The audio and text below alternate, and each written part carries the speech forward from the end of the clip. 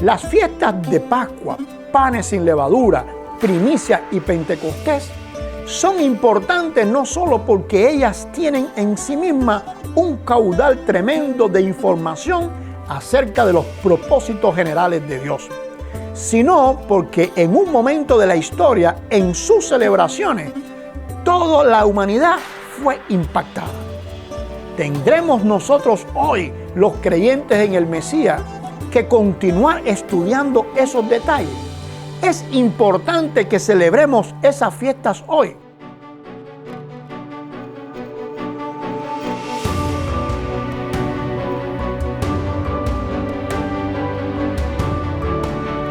Uno de los grandes dilemas que ha tenido el cristianismo es tratar de entender la Biblia a partir del contexto del que lee y no a partir del contexto del que escribió. Este es un texto con una verdad que hace reflexionar mucho. ¿Cómo es posible pensar que hay que tener fe sin entender la Escritura, sin conocer la Escritura, si la fe viene a partir de lo que tú conoces de Dios? Realmente la Biblia es un texto complejo.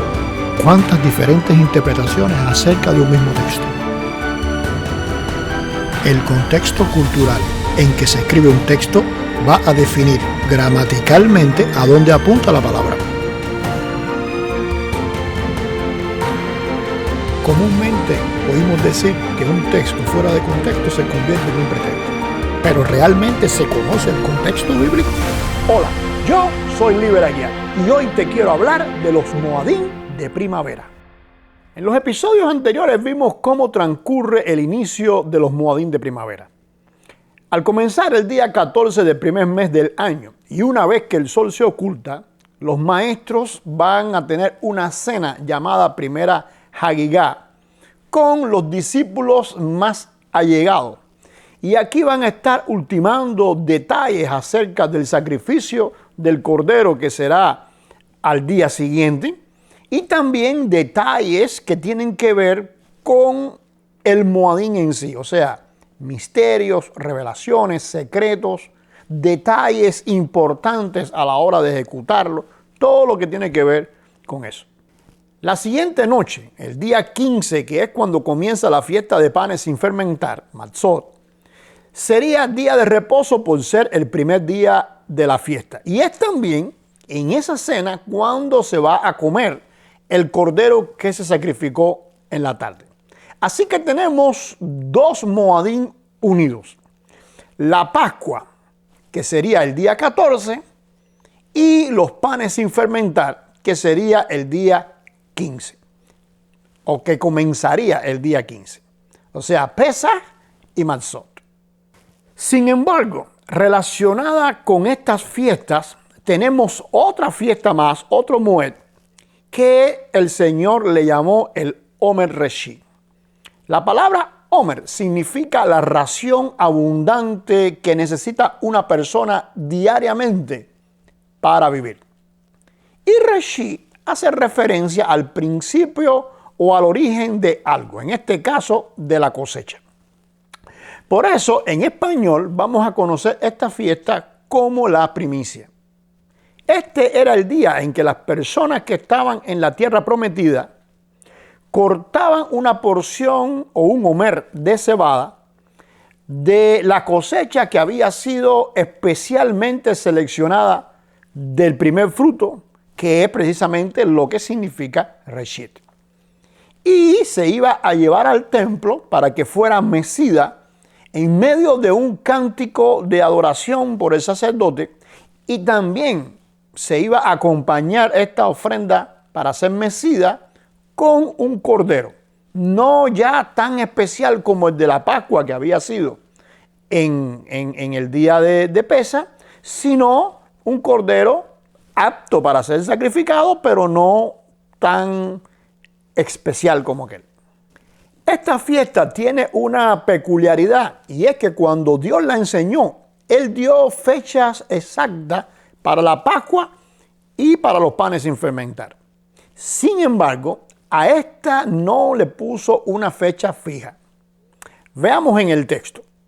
En el mes primero, a los 14 del mes, entre las 2 tardes, Pesaj es del Señor, o sea, la Pascua. Y a los 15 días de este mes es la fiesta solemne de los matzot, o sea, los panes sin fermentar. Al Señor, 7 días comeréis matzot. O sea que ahí ve, usted tiene la fecha del 14 y tiene la fecha del 15.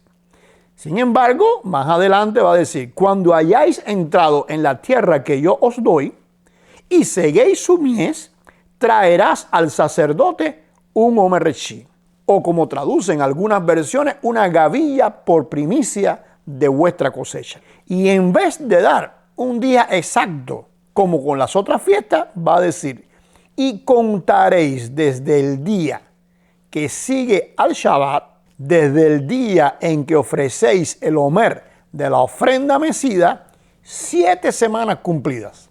O sea que en este único moed aparece un detalle interesantísimo. Dios no le da un día específico en el calendario que es guiado por los astros, sino que es un moed que va a depender de otro moed, el Shabbat que aparece ahí. Esta peculiaridad se convirtió en un problema para Israel porque con la aparición de los fariseos comenzó un debate acerca de ese día que ha durado inclusive hasta hoy. Ellos definieron ese debate desde su perspectiva fijando ese día en el calendario. Y para eso asumieron que el primer reposo de los panes sin fermentar era el Shabbat a que se refería el texto. Sin embargo, como casi siempre va pasando con esa tradición que ellos iban a convertir o le iban a poner el sello para darle una autenticidad mejor en tradición de los ancianos, para que se convirtiera en algo importante para toda la nación. En realidad lo que estaban haciendo era reinterpretando el texto e inclusive le añadieron determinados detalles. ¿Por qué decimos que ellos reinterpretaron el texto? Bueno, si vamos a él, veremos la mención del día de Shabbat, que era la referencia para que el día siguiente fuera omer reshí. O sea, había que identificar el Shabbat y a partir de ese día, no ese día, sino al día siguiente, se comenzaba a contar. Primero se comenzaba a sacar el omer reshí y se contaba los 50 días para la otra fiesta. Ahora, como dijimos en el episodio anterior, sabemos que el primer día de los panes sin fermentar, sin importar el día de la semana que caiga, era día de reposo. Pero no es día de reposo por ser Shabbat. ¿Por qué? Porque Shabbat era un día específico cada 7 días en todo el año y tenía que ver con la luna y toda esta cosa. Sino que ese primer día de la fiesta de panes sin fermentar se llamaba Mikra Kodesh y no Shabbat.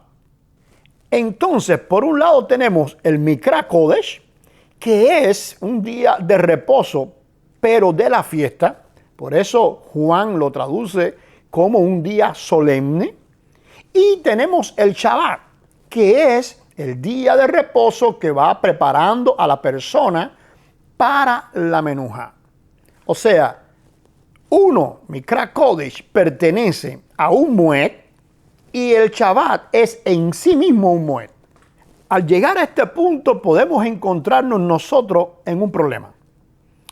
Porque si solamente nos quedamos en el argumento lingüístico de la diferencia entre Mikra Kodesh y Shabbat, pues simplemente vamos a quedar como alguien que tiene una opinión y ellos pues tienen otra opinión. Sin embargo, nuestra interpretación viene guiada por la enseñanza del Mesías. En primer lugar, debemos tener claro que Jesús es el omer reshí en sí mismo. Él es la primicia. Por eso Pablo enseñó, mas ahora Cristo ha resucitado de los muertos, primicias de los que durmieron es hecho. ¿Cómo es que Pablo entendió que Jesús es el omer reshí? Muy sencillo, por su resurrección. Sin embargo, esto debemos explicarlo un poco más si queremos entender los detalles. Y como decía, para no quedarnos en un grupo que simplemente considera diferente por cierta interpretación al mirar el texto solamente, a diferencia de los fariseos o del judaísmo que ha llegado hasta hoy. Y como dijimos en episodios anteriores, nos ha tocado a nosotros y nos complica un poquito a la hora de mirar las cosas, porque nos fuera más fácil decir, bueno, pasó esto y esto es el significado. Pero tristemente, los creyentes en el Mesías, con el tiempo han ido descontextualizando esta enseñanza, al punto de que muy pocos creyentes saben lo que es el Omer Reshit, o saben lo que es la primicia, o tienen una idea clara de cómo se cumple este Moed. Para entender, volvamos a los evangelios vistos en paralelos que van a narrar lo que pasó en aquella última Pascua de Jesús. Y nos quedamos en el episodio anterior en que Jesús había sido sepultado antes que comenzara el reposo de la fiesta de los panes sin fermentar, el Mikra Kodesh. Así que los discípulos, una vez sepultado Jesús, comen la Pascua con sus allegados, como el resto de la nación, y van a guardar entonces ese día. Marco nos cuenta, cuando pasó el reposo, y ya hemos explicado que ese no es el sábado, sino el primer día festivo de Matzot, o sea, el Mikra Kodesh, que es un reposo de gran solemnidad, como había dicho Juan, pues entonces María Magdalena, María la madre de Jacobo y Salomé compraron especias aromáticas para ir ungirle. Es decir, que no fueron al sepulcro ni tampoco a recoger el Omer Reshit, sino que ese día fueron a comprar más cosas para darle un final más decoroso a aquella sepultura de Jesús que de tanto corre, pues simplemente no lo habían hecho. Por eso es que va a continuar diciendo, y muy de mañana vinieron al sepulcro. Si usted esto lo lee comparado con lo que dice Juan por su parte, pues va a ver que era muy oscuro todavía, no había salido el sol. Entonces hay una aparente contradicción, pues no pueden ir todas a comprar especias aromáticas y a la vez ir María Magdalena al sepulcro. Es decir, que de manera rápida, corta y casi imperceptible para la mayoría de los que han descontextualizado la muerte y resurrección de Jesús, los evangelistas nos hablan para empezar de un día entre la solemnidad del primer día de fiesta de panes sin fermentar y la resurrección. Porque si las mujeres, después que pasa ese día de reposo, que no es sábado, que es Mikra Kodesh, cuando pasa ese día, van a la tienda y van a buscar, a comprar lo que necesitan para darle una mejor sepultura. Y a la vez nos dice el texto que no, que María Magdalena fue por la mañana al sepulcro. Entonces nos están hablando de dos días diferentes. De forma rápida, simplemente nos está diciendo que este día fueron a eso y se ocuparon de eso, y otro día fueron en la mañana temprano, antes que saliera el sol, al sepulcro. ¿Y por qué usted ve que decimos para empezar? Porque el texto nos va a hablar de otro día más antes de que las mujeres lleguen al sepulcro. Y este detalle ha sido también imperceptible para muchos, entre los que yo me encuentro, porque durante años, por un simple análisis gramatical, concluí que las mujeres fueron al sepulcro en el día sábado. Y usted dirá, pero mi Biblia dice primer día de la semana. Sí, tiene razón. Y además está correcto. Solo que la razón por la que se ha traducido así es basada en un argumento completamente arbitrario y tradicionalista. Entonces, para los que somos estudiosos del texto en sus lenguas originales y en su contexto, pues simplemente esa traducción basada en esos elementos superficiales, pues simplemente no nos convencía. Cuando usted analiza la palabra que aparece ahí, Shabbatón, pues simplemente esa palabra no existe en el griego. Al no existir en el griego, pues se da cuenta que es una transliteración que están haciendo y no se puede traducir como si fueran semanas. Ese concepto así literal es un error. Aunque está bien traducido y vamos a explicar por qué. Pero el argumento que se da es el que no era correcto y no satisfacía a muchos estudiosos. Debemos entender que el idioma griego es extremadamente rico en su vocabulario y tiene una palabra para referirse a la semana que es hebdomás. Entonces, la pregunta sería, ¿por qué todos los escritores bíblicos usarían una palabra inventada para hablar de la semana o transliterada? La respuesta es también simple, porque están refiriéndose a algo que en el griego no existe y necesita ser transliterado desde el hebreo o del arameo. Por ejemplo, en español tenemos la palabra membresía. Y aunque a usted ya le suena bien y sabe que se refiere a ser miembro oficial de alguna entidad, esta palabra viene del inglés, membership, porque fueron ellos los que inventaron ese concepto. Si en el mundo hispano no se hubiera creado las entidades legales, la palabra habría quedado solo para el mundo anglo. De igual manera, muchos intérpretes y traductores, y vuelvo a repetir, entre los que me encontraba yo, ven esa palabra Shabbatón y tratan de interpretarla literalmente, que sería entonces un plural de Shabbat.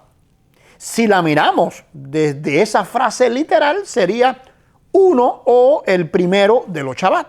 Sin embargo, como siempre he dicho, en las ciencias lingüísticas bíblicas, que incluye la crítica textual, la arqueología y encierra toda una serie de análisis del texto mismo, el avance lingüístico nos ha demostrado que se refiere a una frase del griego koiné de Judea. O sea que cuando aparece esa palabra transliterada o en una frase, pues simplemente no lo podemos traducir porque es una frase que tiene un significado que no está en su literalismo, sino en su uso. En este caso, para entenderlo, debemos decir que en primer lugar hay dos palabras usadas en los escritos apostólicos muy similares. Por un lado está la palabra Shabbata, que translitera del arameo shta, y por otro lado tenemos Shabbatón, que translitera su igual en hebreo Shabbatón, como se usa, por ejemplo, en Mateos 12:5. Así que sin pretender enredarle mucho en este asunto lingüístico, la palabra en cuestión para nosotros, Shabbatón, se refiere al día de la semana llamado Shabbat. Sin embargo, nunca va a encontrar en los escritos apostólicos que al día de gran solemnidad en la fiesta se le llame Shabbatón. Solo se llama así al día de la semana. El otro argumento lo vamos a encontrar en el texto de la Septuaginta, que es la traducción que se hizo al griego del texto hebreo unos 180 años antes de Jesús, donde aparece el Salmo 24, y en el título de este Salmo 24 va a aparecer la misma frase que utiliza Marcos acerca del primer día de la semana. Ahora, esto último, si lo dejamos ahí, pues simplemente no demuestra nada, pero si vamos a leer paralelamente el escrito rabínico conocido como el Talmud, verá que allí se va a describir con respecto a este salmo que él era cantado, y va a decir el primer día de la semana.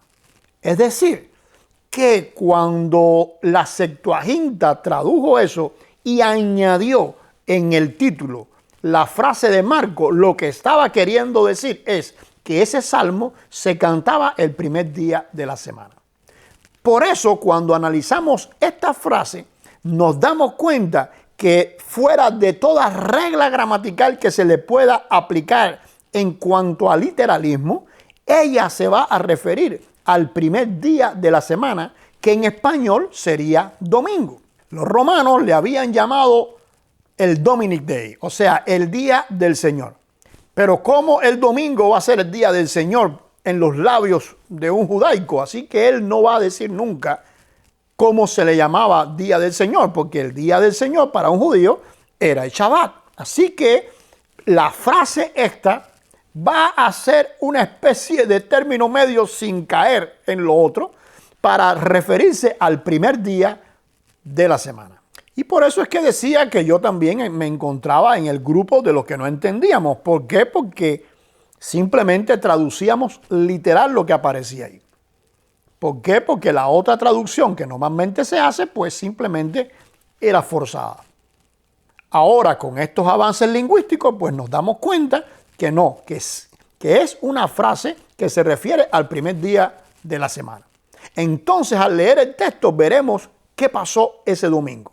El primer día de la semana, María Magdalena fue de mañana, siendo aún oscuro, al sepulcro y vio quitada la piedra del sepulcro.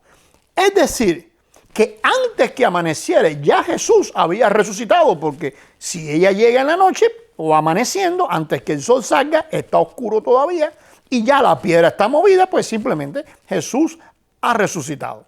Entonces tenemos otro día aparte de que no solamente fueron a la tienda, sino que tenemos un sábado, que es el Shabbat, después de ese día que fueron a la tienda. Y ese Shabbat, como se guarda en reposo, pues simplemente no pueden ir al sepulcro a hacer nada. Tienen que esperar al amanecer del domingo para poder ir. No estamos diciendo entonces con esto que Jesús resucitó el domingo. Lo que estamos diciendo es que el domingo fueron ellas al sepulcro y ya Jesús había resucitado en algún tiempo anterior que vamos a ver más adelante. Quiero hacer un paréntesis aquí porque es triste ver cómo para mantener una tradición de que la muerte en la cruz fue viernes y la resurrección domingo, la gran mayoría de los cristianos no solo hacen el papel de tontos, porque entre la noche del viernes y el amanecer del domingo no hay 3 días nunca jamás, sino que también con esa interpretación tan absurda, pues simplemente van a poner tropiezo para aquellos que están estudiando el texto, sobre todo el texto profético, porque la profecía es bien clara al respecto. Entonces, por un lado te dicen, Jesús es el Mesías, y por otro lado están transmitiendo una enseñanza que demuestra que Él no es el Mesías. Porque si Él es el Mesías y tiene que cumplir la profecía de 3 días y 3 noches en el sepulcro, y usted cuenta de viernes a domingo y no hay 3 días nunca, aun cuando venga este empeño, porque con tal de justificar lo imposible, la gente es capaz de hacer el papel de tonto más grande que nadie ha hecho. Y entonces te dicen, no, porque para el judío la noche era un día, la mañana era otro día. No. Un día para un judío es lo mismo que para cualquier otro. Son 24 horas. Es un ciclo que tiene que ver con los astros y es 24 horas. Pues simplemente no hay 3 días y no hay 3 noches entre viernes y domingo. Hay algo que está mal, hay algo que se está interpretando mal. Y es lo que estamos desenmascarando con esta temporada, aunque sabemos que muchos lo saben. Y como yo decía, y es la función y el deseo que tenemos con la Biblia bien leída, que muchos de los temas que en círculos de estudiosos y en círculos de teólogos se habla, pues esos temas lleguen a las congregaciones, porque no puede ser que la iglesia esté transmitiendo un mensaje que no es válido, porque simplemente quieren secuestrar esa información y no dársela a la iglesia, porque en la mayoría de los casos se asume que pobrecitos no están preparados para ciertas verdades. No, eso se llama discriminación. La iglesia tiene que estar preparada y es la función de nosotros como maestros preparar a la iglesia para eso. Si la iglesia no está preparada es porque hemos fallado nosotros en nuestra gestión educativa, hemos fallado nosotros en nuestra guía. Así que lo que estamos tratando de hacer es simplemente poner en las manos del cristiano común, en las manos del creyente común, en las manos de aquel que cree que Jesús es el Mesías y ha sido lavado y ha sido salvado, pues ponerle en sus manos las herramientas de la verdad. Con todo esto sobre la mesa, analicemos según los detalles simples que hemos ido mirando y hagamos una cuenta regresiva para poder entender la cosa. En primer lugar, las mujeres y los discípulos chocan con su resurrección el domingo antes de amanecer, cuando llegan allí al sepulcro. Eso quiere decir que había resucitado ya. Entonces, fue al final del día anterior en que él resucitó, el Shabbat, el sábado. ¿Por qué decimos que resucitó el sábado y no en la madrugada del domingo? Simple, porque Jesús mismo había dicho que debía cumplir en el sepulcro 3 días y 3 noches.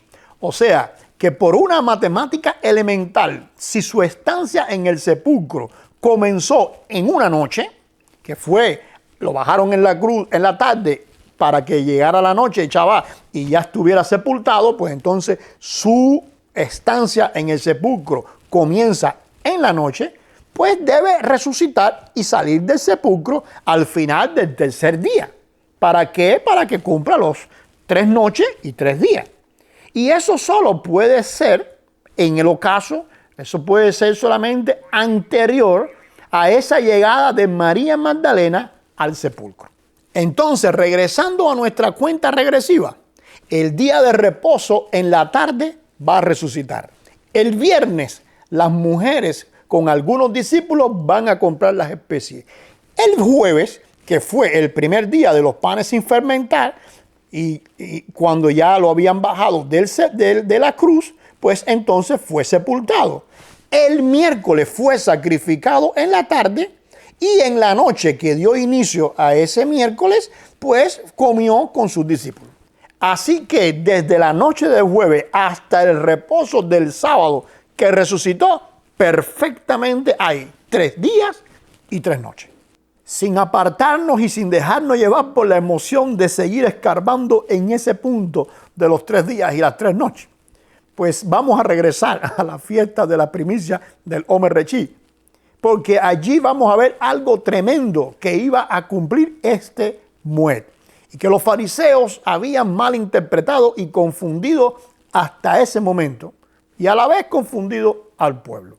Y es que esta fiesta sería después del Shabbat, de la semana, el sábado de la semana, como vimos en Levítico, y aquellos 3 días y aquellas 3 noches iban a cumplir y a converger directamente con este día del Omer Rechí. Fíjese de qué forma preciosa lo describirá el Evangelio.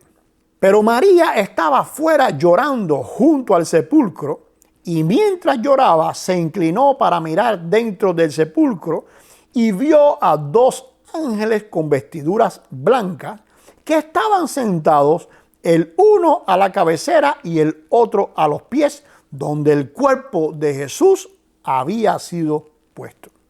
Y le dijeron: mujer, ¿por qué lloras? Les dijo: porque se han llevado a mi Señor y no sé dónde le han puesto. Cuando había dicho esto, se volvió y vio a Jesús que estaba allí, mas no sabía que era Jesús. Jesús le dijo: mujer, ¿por qué lloras? ¿A quién buscas? Ella, pensando que era el hortelano, ¿y qué es este hortelano? Pues el que trabaja la tierra, pero no como un labrador, sino como una especie de jardinero. Entonces ella tiene que haberlo visto en alguna función de corte, en alguna función que tiene que ver con lo que estaba allí sembrado, para que ella interpretara que era el hortelano. ¿Qué pudo entonces haber estado haciendo Jesús que pareciera que él era el hortelano? Pues simple, trabajando lo que es el sembrado. ¿Haciendo qué? Pues Jesús estaba simplemente cortando el Omer Rechí como cumplimiento de esta fiesta. ¿Y quién es el Omer Rechí? Se va a presentar. Él es el Omer Rechí. Pero está ejemplificándole, simbolizándole a María Magdalena. Y es lo que el evangelista está transmitiendo a una persona que conozca el contexto. Si no conoce el contexto, pues simplemente ve eso como algo que vio a un hortelano. Y no. Ahí hay un significado más profundo y mucho más excelente. Entonces, cuando seguimos en el texto, vamos a ver que ella dice: Señor, si tú lo has llevado, ella pensando que era el hortelano, dime dónde lo has puesto y yo lo llevaré. Jesús le dijo: María.